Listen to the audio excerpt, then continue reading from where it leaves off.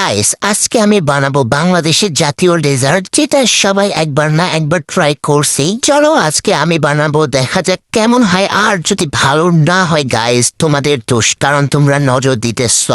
প্রথমেই ডিম ভেঙে নিবা গাইস, এরপরে দিয়ে দিবা ভ্যানিলা এসেন্স। এটা তোমরা চাইলে স্কিপ করতে পারো, বাট এটা দিলে সুন্দর একটা গন্ধ বের হয়, যেটার ফ্লেভার আমার কাছে খুবই ভালো লাগে, তাই আমি সবসময় ইউজ করি গাইস। এরপরে মনের মধ্যে যত রাগ ক্ষোভ আছে সবকিছু ঝেড়ে নিবা ডিমের উপরে, যাতে ডিমটা সুন্দরভাবে গলে যায়। এরপর দিয়ে নিলাম 3 চামচ চিনি, আর চিনি দেওয়ার পরে ঝাঁকানাকা করে ঘেটে নিলাম। তারপরে দিয়ে দিলাম দুধ, আর দুধটা একদমই অল্প করে নিয়েছিলাম গাইস, কারণ হচ্ছে আমি অল্প একটু বানাবো আর নিজে একা একাই খাবো, কাউকে দিব না গাইস। কারণ আমার খাইবার মন চাইছে, আমি এখন নিজের লগে বানাইমু, আবার নিজে খাইয়া দেয় তারপরে ঘুমাইমু। এরপরে আমি দিছি চিনি দিয়ে আমি ভালো করে নাইরা নিতেছি। একটু পর সুন্দর হয়ে চিনিগুলো গলে ক্যারামেল হয়ে যাবে, আর ক্যারামেলের কালার দেখো গাইস কি সুন্দর। আমি এত ভালো রান্না কেন করি?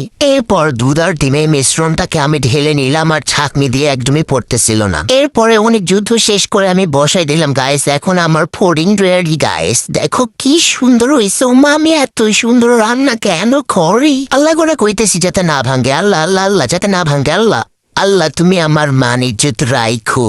ইজ্জতটা তো রাখছে, এখন খাইয়া দেখি যে কেমন হইছে। ভাই, পুডিংটা এত মজার, এত সফট হইছে, খাবার পরে আমি পুরো নিজেই মেল্ট হয়ে গেছি গা। এত মজার পুডিং আমি বানাইছি গাইস। আমার রেসিপি ফলো করে তোমরাও বানালে এরকম ঝাঁকানাকে একটা পুডিং হবে গাইস।